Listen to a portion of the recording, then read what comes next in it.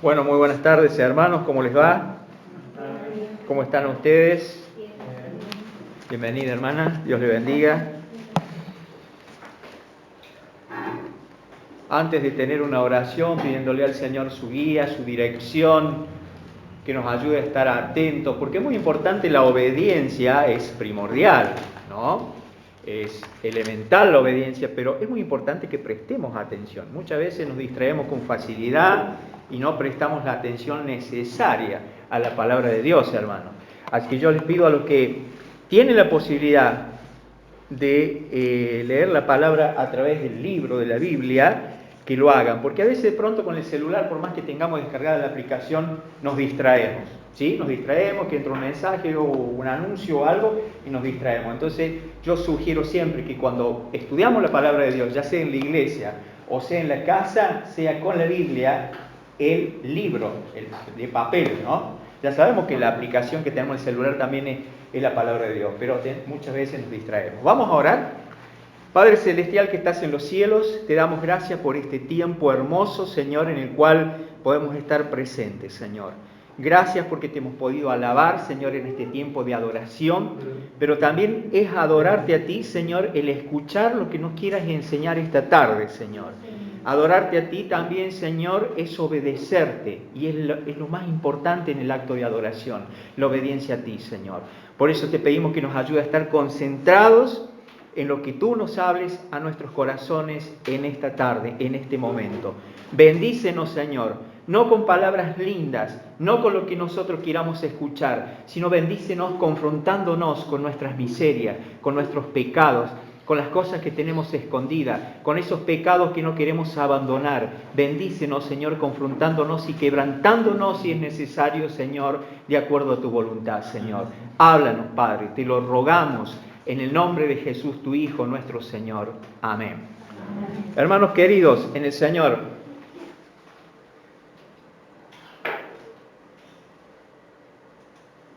¿todos estamos con Biblia?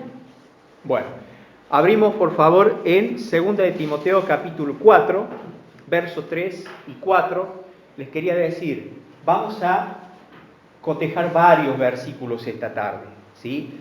Y ustedes saben que por ahí, para que no se dilate y se haga larga la reunión, nos distraigamos, yo soy medio rapidón en cuanto de ir buscando y leyendo. ¿Por qué les digo esto?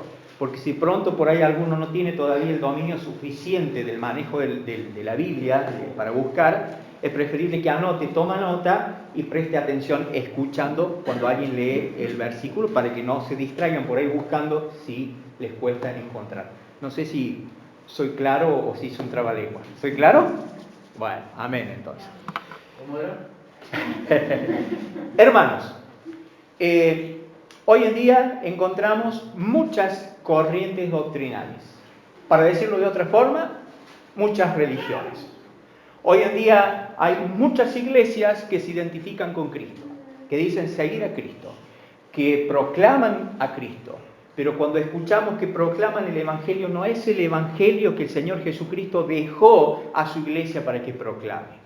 Se proclama otros tipos de evangelios.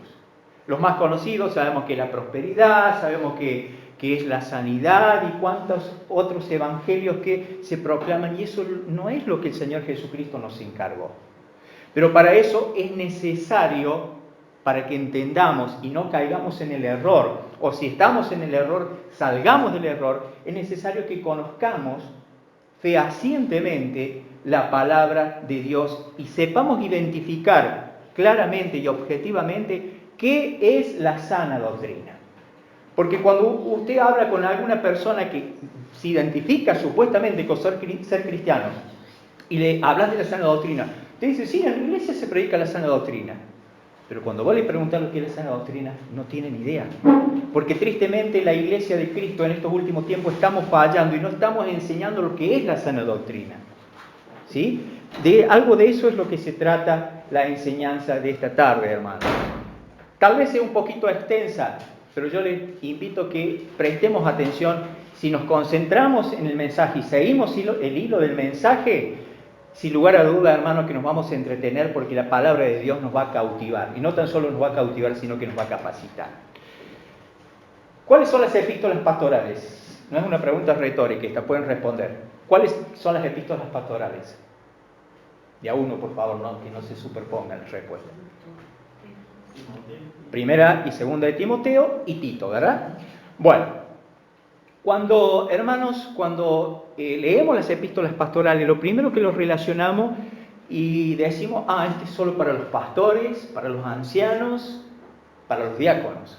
Sí, claro que sí, ahí tenemos enseñanza, se muestra cuáles deben ser, digamos, los atributos que debe tener el anciano, el diácono, las funciones, las condiciones, pero es palabra de Dios y es para todos, ¿sí? Es para todos, porque en las epístolas pastorales no tan solo encontramos las enseñanzas para los ancianos y para los diáconos y pastores, sino también encontramos doctrina, hermano.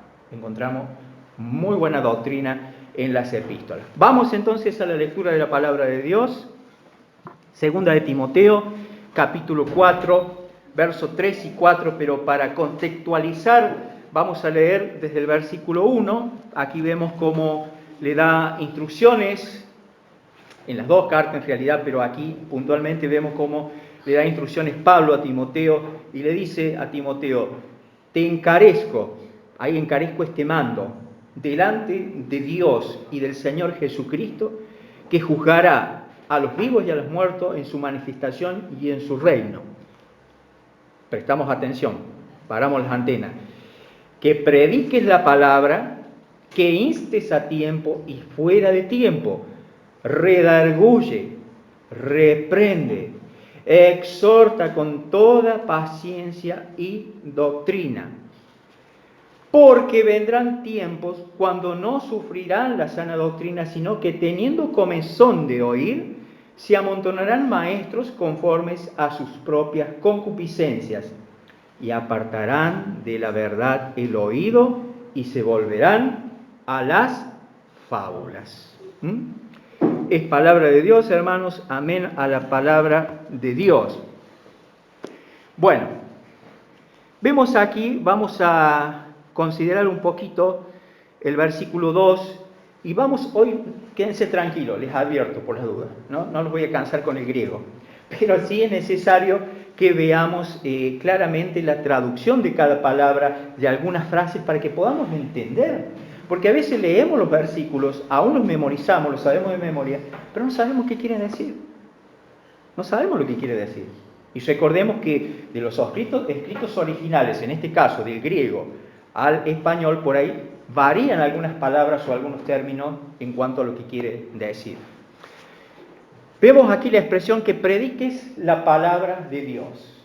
Es para Timoteo y es para todos nosotros, hermanos, que debemos predicar la palabra de Dios. ¿Por qué debemos predicar la palabra de Dios? Porque el predicar la palabra de Dios es una responsabilidad, hermanos, para toda la iglesia.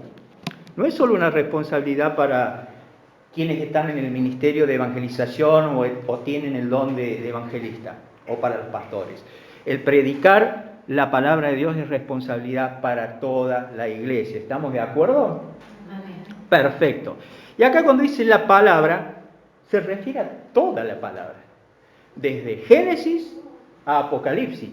Toda la palabra de Dios, que abarca la verdad revelada, por supuesto, tal como está escrita o como está contenida en la Biblia.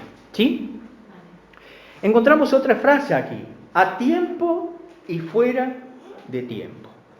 Seguramente muchos lo saben, pero por allí algunos no lo tienen en claro y es bueno que lo aclaremos. A tiempo y fuera de tiempo significa estar siempre listos para servir a Dios en cualquier situación. Fuere o no fuere conveniente el momento, debemos estar listos. Y aquí cuando hablamos de servir a Dios es para predicar el Evangelio. Recuerden que la máxima responsabilidad de la iglesia, aparte de obedecer al Señor, es predicar en obediencia, predicar el Evangelio y por amor. Entonces, hermanos, ¿qué debemos estar o cómo debemos estar? Alerta a cada oportunidad que Dios nos da para predicar el Evangelio. Son las 2, las 3, las 4 de la mañana. Tenemos la posibilidad de hablarle a alguien de Cristo, lo debemos hacer. Si se da la oportunidad. No le vamos a llamar a esa hora a alguien para predicarle, decirle Dios te ama y no quiere que te vayas al infierno y Cristo murió por vos en la cruz, porque por supuesto que no nos van a atender, nos van a cortar, ¿no es cierto? ¿Se entiende?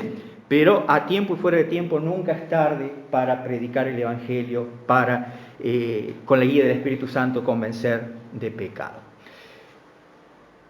¿Cómo debemos estar entonces para que esto suceda? Necesitamos, hermanos, siempre estar firmes nosotros como iglesia, firmes, preparados, preparándonos como lo que estamos haciendo ahora. Tenemos estudios bíblicos también, debemos prepararnos, no debemos desestimar ningún estudio bíblico, porque constantemente debemos prepararnos para conocer más a nuestro Padre.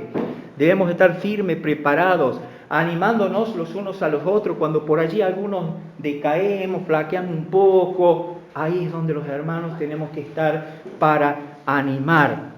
Pero por sobre todas las cosas, hermanos, debemos ser sensibles a las oportunidades que Dios nos da de hablarle a alguien de Cristo, de la salvación, de que Dios no quiere que nadie perezca, quiere que todos procedan al arrepentimiento. Bueno, vamos a ir con algunas palabritas para los que están tomando nota.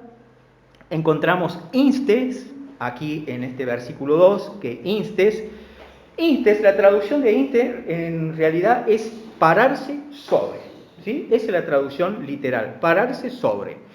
Pero también se puede traducir como estar presente, ¿sí? Como estar presente. ¿Estar presente para qué? Para acercar, por ejemplo, a las personas hacia Dios, para orar, por ejemplo, y predicar para que las personas inclinen el oído a escuchar el Evangelio. También debemos instar para que las personas se lleguen a Dios, porque Dios nos busca en todo momento. También debemos estar presentes o instar para presentar el Evangelio. ¿Más o menos se entiende? Es necesario que para esto insistamos con ahínco. No es que seamos cansadores todos los días diciéndole lo mismo a las personas, pero insistir con ahínco, primero en orar, en amar a las personas y predicarles el Evangelio. Isaías 58, versículo 1, lo explica claramente, hermanos, cómo debe ser nuestro comportamiento en cuanto a anunciar la palabra de Dios. Isaías 58, 1 dice: clama a voz en cuello, no te detengas, alza tu voz como trompeta y anuncia a mi pueblo su rebelión y a la casa de Jacob su pecado. Tenemos que anunciar, hermanos, a voz y cuello a las personas que están sin Cristo, que están en rebelión contra Dios, que son enemigos de Dios, que están enemistados, y que si en esa situación o en esa condición parten a una eternidad sin haberse arrepentido, no van a ir al cielo, van a ir al infierno. Debemos ser claros, hermanos, entonces, con esto, ¿sí? Clamar a voz de cuello y no detenernos, por supuesto, y alzar nuestra voz como trompeta y anunciar a la gente que están en rebelión, que están en pecado. ¿Vamos bien? ¿Sí? Bueno, encontramos otra palabra que es redarguye, y se puede traducir, entre otras acepciones que tiene esta palabra redarguye, se puede como refutar o como amonestar incluso, en el sentido de acusar, en el sentido de convencer, ¿sí? ¿Por qué traigo muchos versículos bíblicos? Porque mis palabras las puede llevar el viento, pero la palabra de Dios no, porque tiene la autoridad de Él. Entonces, redarguye es, por ejemplo, convencer. Primero a los Corintios, capítulo 14. Primero a los Corintios, capítulo 14, versículos 24 y 25. Dice: pero si todos profetizan o enseñan, y entra algún incrédulo o indocto, por todos es convencido, por todos es juzgado. Lo oculto de su corazón se hace manifiesto, y así, postrándose sobre el rostro, adorará a Dios, declarando que verdaderamente Dios está entre vosotros. Entra una persona aquí y se está enseñando la palabra de Dios. ¿Esa persona qué va a hacer? Y sí, el Espíritu Santo va a obrar. La palabra de Dios es viva, es eficaz, tiene vida, tiene poder. Y esa persona va a ser confrontada. y va a ver cuál es su condición frente a Dios. ¿Sí? Entonces, por eso es necesario, hermanos, que profeticemos en el sentido, quiere decir aquí la expresión de enseñar, de anunciar las Escrituras. ¿Sí? ¿Vamos bien hasta aquí? Bueno. Después, ¿se entiende entonces en qué sentido se refiere aquí de redarguir? ¿Sí? De convencer con las Escrituras, con la palabra de Dios. Reprende también se traduce como imponer sobre. Así es la traducción literal, imponer sobre. Y se puede interpretar también como censurar o amonestar. ¿Sí? Censurar o amonestar. En el sentido de una implicación, por ejemplo, de encargar o mandar. Miren lo que dice Lucas 3:19.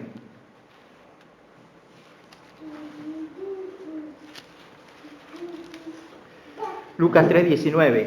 Entonces Herodes, el tetrarca, siendo reprendido, ¿sí? Siendo reprendido por Juan, a causa de Herodías, mujer de Felipe, su hermano,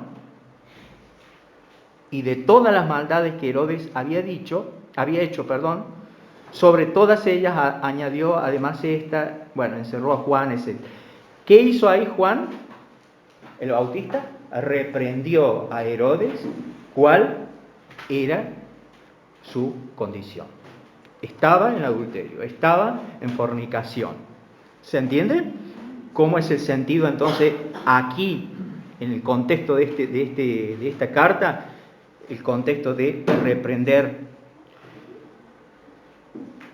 encargar, mandar a las personas a través de la palabra de Dios que se tienen que arrepentir de sus pecados, que tienen que conocer a Cristo, que tienen que tener un encuentro personal, porque si no se arrepienten, no se reconcilian con Dios, están bajo la ira de Dios. Pero Dios, que es amor, porque su esencia es amor, no quiere que nadie perezca. Y por eso es que envió al Señor Jesucristo para que sufriera, padeciera el sacrificio, el castigo que nosotros merecíamos en la cruz, ocupando nuestro lugar. Encontramos la otra palabra, exhorta. Se traduce literalmente como llamar cerca, en el sentido de ¿qué? De invitar a las personas, de rogar si es necesario a las personas que se reconcilien con Dios, confortar a las personas orando por ellos y amándoles. Hechos 2:40 lo explica más clarito.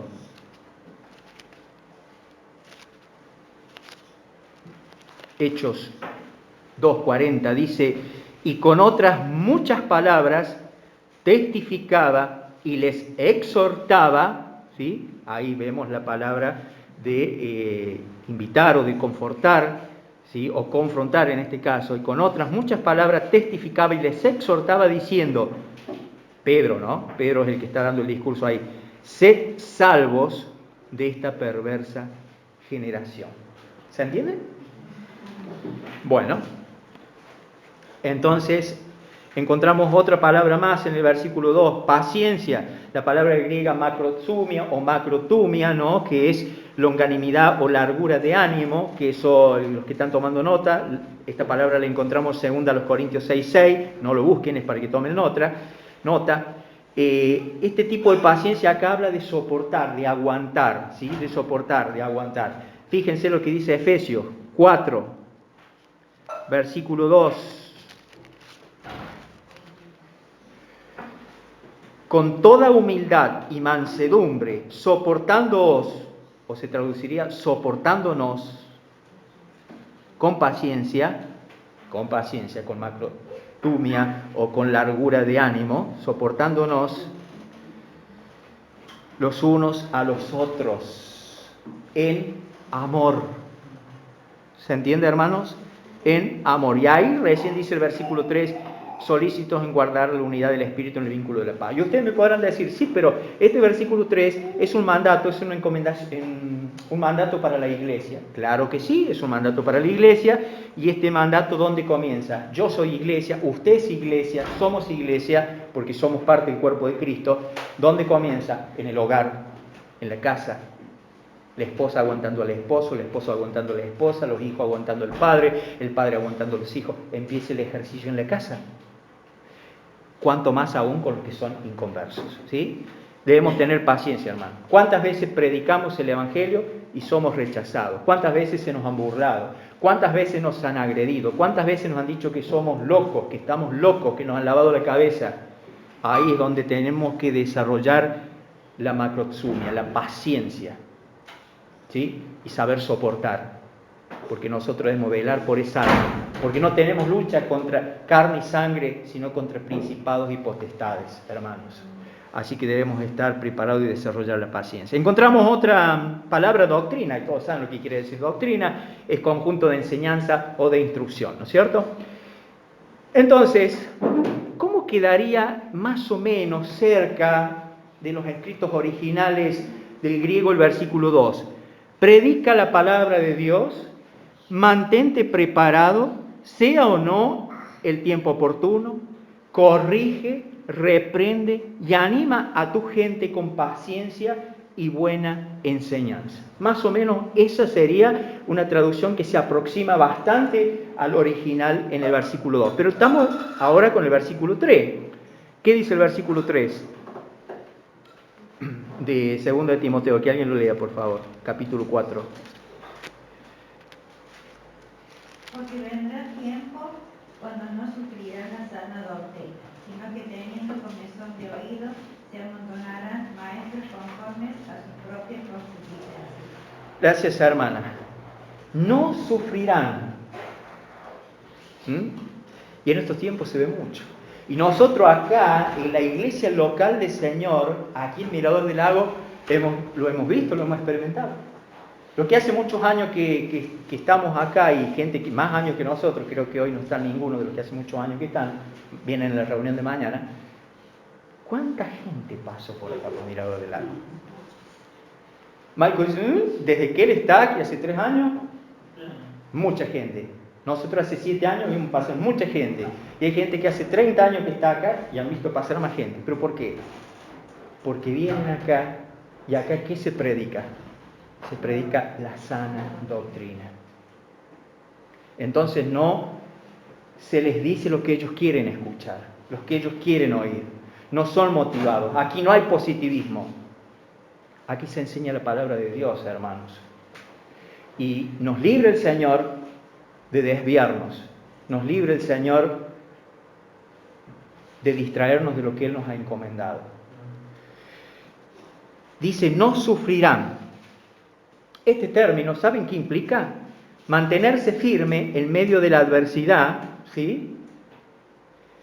Pero puntualmente aquí, ¿saben qué quiere decir? Que no tolerarán. Hay personas que no tolerarán o no toleran escuchar la sana doctrina. ¿Sabe cómo también se traduce? Que no soportarán. ¿Por qué las iglesias que predican sana doctrina tienen pocos miembros? ¿Ustedes lo pensaron por qué? Porque se confronta con la palabra de Dios. Porque cuando alguien dice, yo voy a la iglesia porque el Señor me bendiga. ¿Y qué es lo que esperan? Que le digan cosas lindas. Vas a salir de acá, te vas a encontrar un maletín con 500 millones. Te vas a ganar el loto, el Kini 6, no te vas a enfermar nunca. No sé. No. La bendición, hermano, que podemos recibir esta tarde es que vos y yo y vos seamos confrontados con la palabra de Dios. Que el Señor nos muestre qué tenemos que cambiar, que tenemos que corregir nuestro carácter, nuestros malos pensamientos, nuestros malos hábitos, nuestro desorden, lo que hay en nosotros. Tenemos que corregir eso, que el Señor en esta tarde nos confronte. Eso es bendición, hermanos. Eso es bendición. Porque tenemos que buscar primeramente el reino de Dios y su justicia, y sabemos que todas las demás cosas van a ser añadidas. No tenemos que preocuparnos por las bendiciones materiales. Lo más importante son las bendiciones espirituales, las que no se ven, las que están en el cielo, hermanos. Entonces, dice que esta gente no sufrirá, no tolerará, no soportará la sana doctrina. Quiere decir que muchas personas se volverán intolerantes hacia la predicación franca, porque la sana doctrina es una predicación franca y exigente de la palabra de Dios. En primer lugar, al inconverso, ¿qué le dice? Que es pecador y que se tiene que arrepentir. Y no es si quiere, porque Dios manda a todos los hombres en todo lugar que se arrepientan. Al que es creyente, ¿qué le dice? Que le siga, que le obedezca. ¿Sí? Es exigente. Por eso muchos no quieren saber nada con la iglesia y mucho menos con el Señor, porque no quieren compromisos. Hermanos queridos, vamos a 2 de Timoteo, hay consejos claros. 2 de Timoteo capítulo 1, en este caso, versículos 13 y 14. Fíjense ustedes lo que le dice el apóstol Pablo a Timoteo. Timoteo 1, 13 y 14. ¿Les dije primero o segunda? Segunda de Timoteo, perfecto.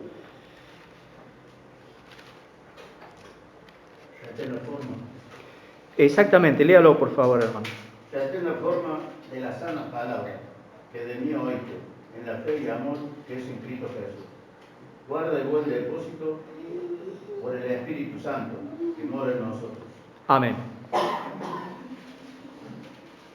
Instrucciones para Timoteo, instrucciones para vos, mi hermana, para vos, mi hermano, y para mí también. Retén la forma de las sanas palabras. Una traducción acá de sana doctrina y sanas palabras, ¿sí? Retén la forma de las sanas palabras que de mí oíste, y en la fe y amor que es en Cristo Jesús.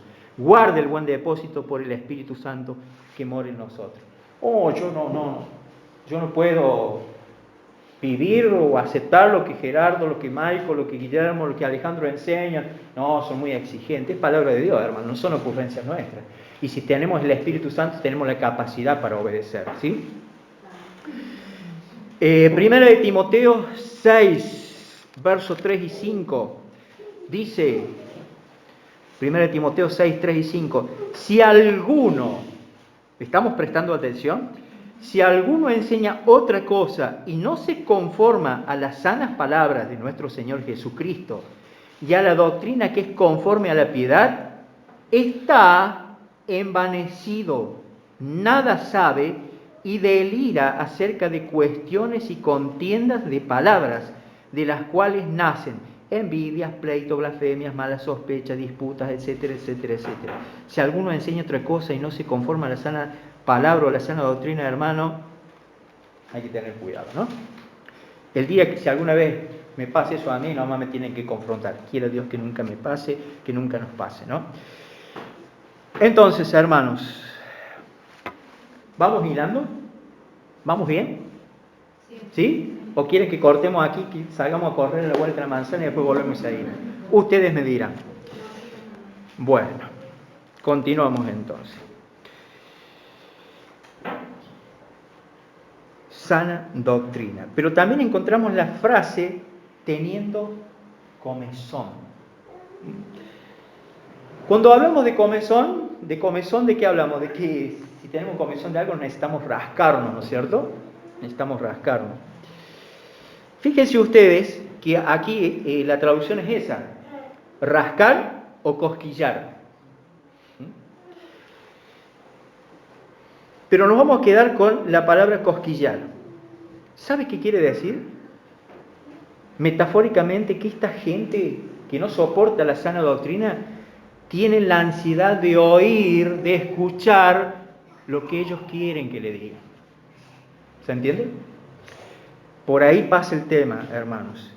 Cuando dice teniendo comezón, es que esta gente les produce urticaria el escuchar la sana doctrina, ¿no? Ellos prefieren el cosquilleo ese que sienten en el oído de ir a donde les van a enseñar o les van a decir que van a tener mucha prosperidad, muchas bendiciones, a donde les van a decir que declaran que que decreta, no sé cuántas cosas se usa hoy que no está en la palabra de Dios eso.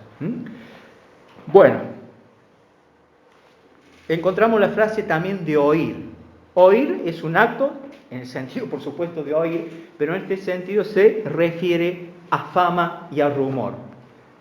Le hace cosquilla el oír, donde le dicen cosas que les hacen sentirse bien, que son exaltados o autoexaltados ellos, su forma de ser, atributos personales, logros personales, ¿sí? Ese es el cosquilleo de ir a esos lugares, que hay fama, porque sí, no, mira, Juancito Pérez empezó a ir allá, tenía un auto, ahora tiene 3 autos, tiene una casa de 2 pisos, tiene 2 departamentos, tiene... Hermanos, el diablo también hace milagros, ¿eh? No sé si sabían eso ustedes. Que el Dios de este siglo ha cegado el entendimiento del incrédulo para que no le resplandezca la luz del Evangelio. Después encontramos la palabra concupiscencia, que es la palabra griega epithumia, que se puede traducir como codicia, deseo o pasión. ¿Sí? Entonces, ¿cómo podríamos leer, acercándonos un poquito lo que más podemos al original, cómo se podría leer este versículo? Llegará el tiempo en que la gente no escuchará más la sólida y sana enseñanza, o sea, la sólida y sana doctrina. Seguirán sus propios deseos y buscarán maestros que les digan lo que sus oídos mueren por oír. Si hay alguien así en este lugar, hermano, está en el lugar equivocado. Y lo peor, que sus expectativas también están equivocadas, no concuerdan con lo que el Señor enseña. Quiere el Señor que todos los que estamos aquí tengamos claro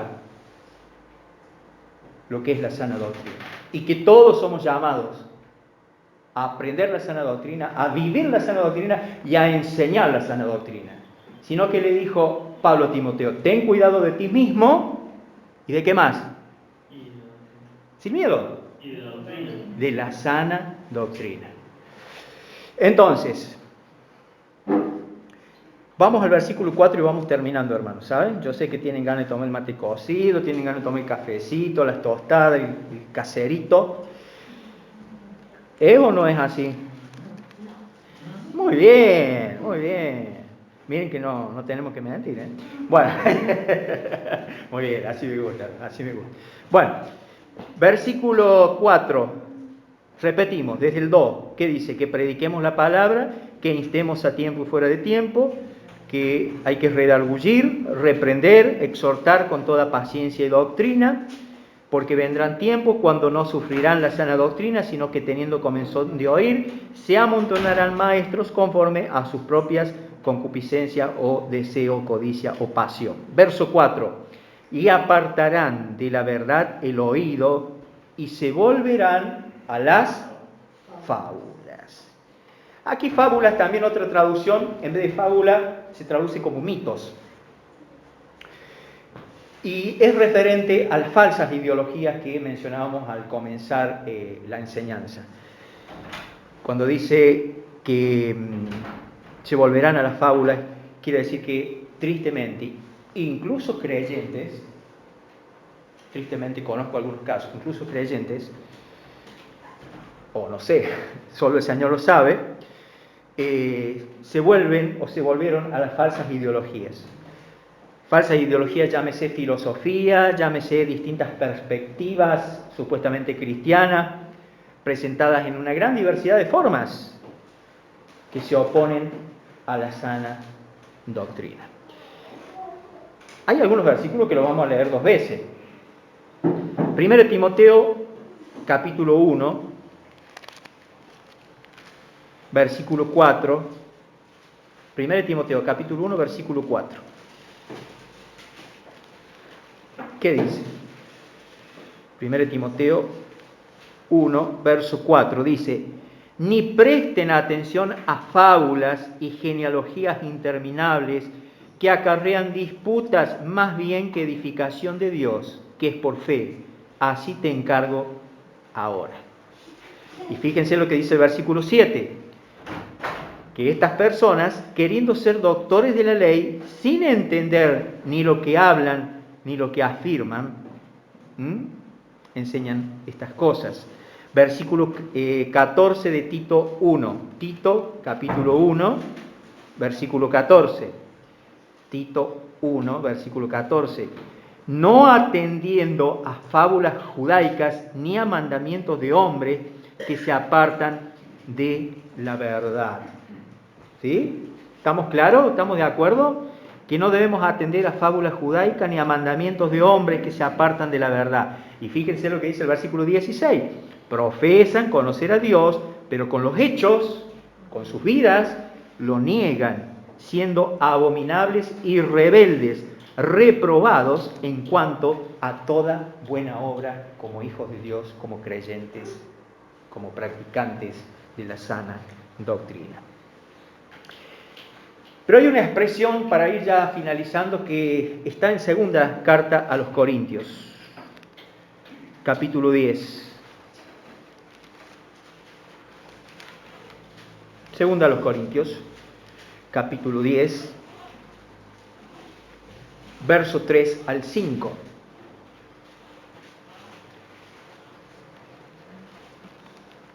Dice así la palabra de Dios. Pues, aunque andamos en la carne, no militamos según la carne, porque las armas de nuestra milicia no son carnales, sino poderosas en Dios para la destrucción de fortalezas, derribando argumentos y toda altivez que se levanta contra el conocimiento de Dios, y llevando cautivo todo pensamiento a la obediencia a Cristo. ¿Qué encontramos aquí? Fíjense ustedes. Encontramos la palabra argumentos. Hace referencia, cuando dice aquí argumento, hace referencia a pensamientos, a ideas, a especulaciones, a razonamientos diversos, a filosofías, a religiones. Y todas estas cosas, ¿saben qué son? Distintas fortalezas ideológicas en las que muchos hombres se refugian, ¿sí?, para oponerse a Dios, o para negar a Dios, o para rechazar el Evangelio. ¿Me expreso bien? Sí. Muchas personas, cuando vos le predicás, cuando vos le hablas, incluso a creyentes, cuando vos lo exhortás con la palabra de Dios, no, pero yo entiendo esto. No, pero yo creo esto. Son filosofías humanas, ideología humana. Si el Señor dice que nos tenemos que congregar, es que nos tenemos que congregar. No te está diciendo qué opinás.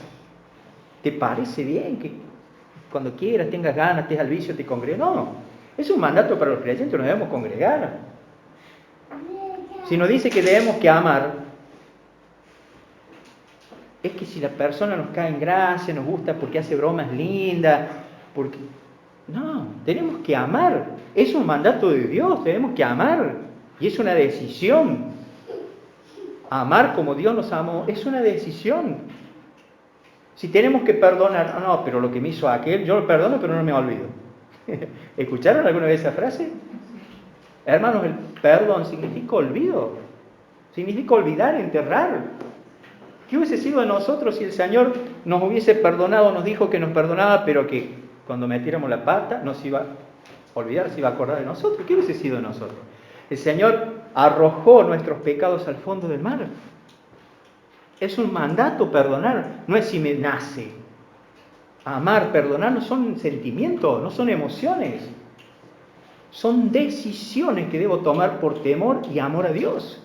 Bueno, así es, hermanos queridos, con muchas personas que tristemente especulan amar a Dios, pero se esconden tras sus ideologías.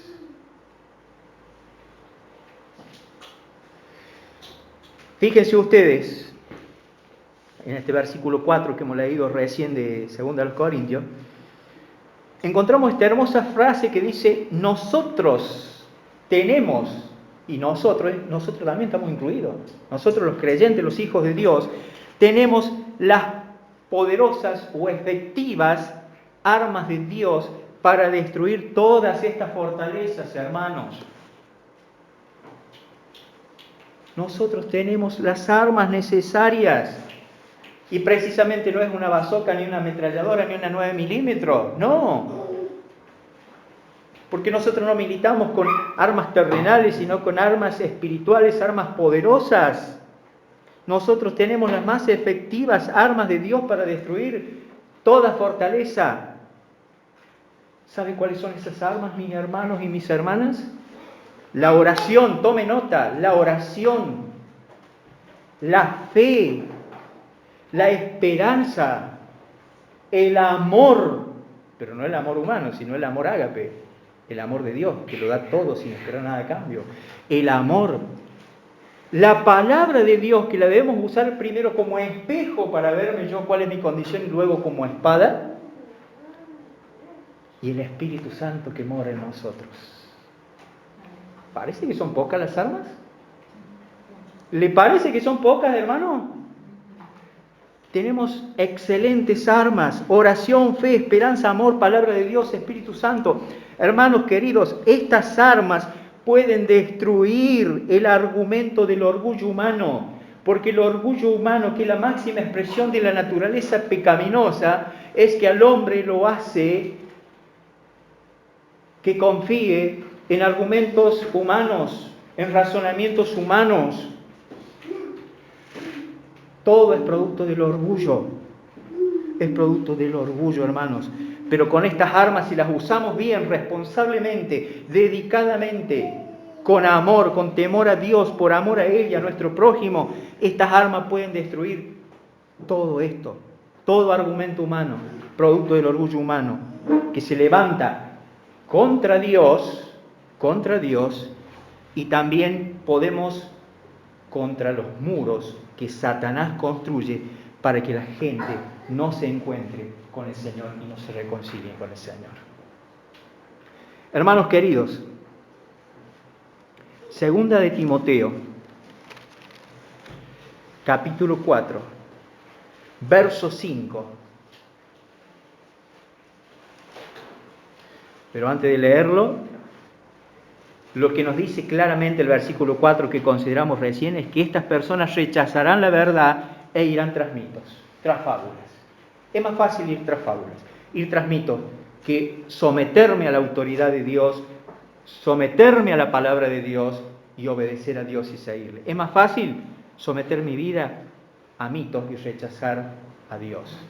Pero el versículo 5, fíjense lo que dice: pero tú, y ahí pongan el nombre de ustedes, ¿sí?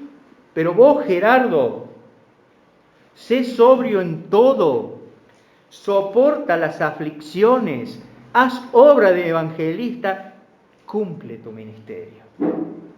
Lo vamos a hacer, hermanos, siempre y cuando nosotros usemos bien las armas que Dios nos ha dado, que es la oración, que es la fe, que es la esperanza, que es el amor, que es la palabra de Dios y que es el Espíritu Santo.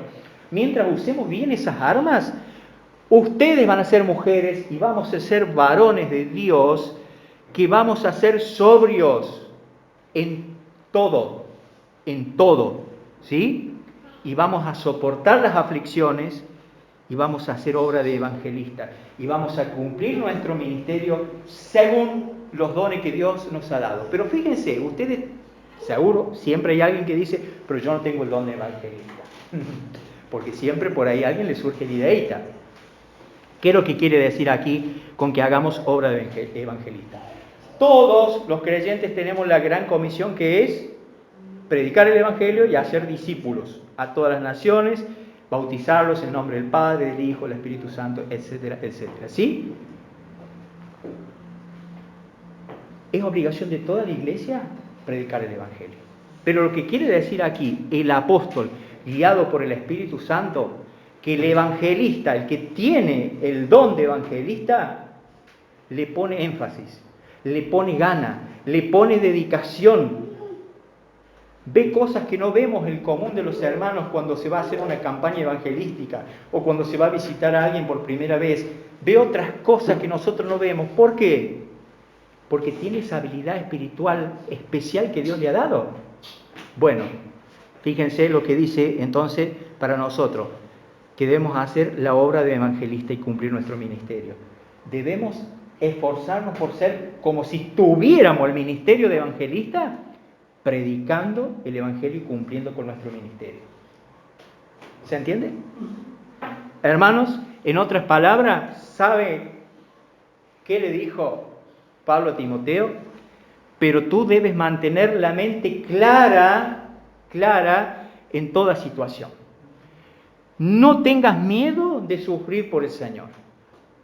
Ocúpate en decirles a otros la buena noticia y lleva a cabo todo el ministerio que Dios te dio. Lo vuelvo a repetir.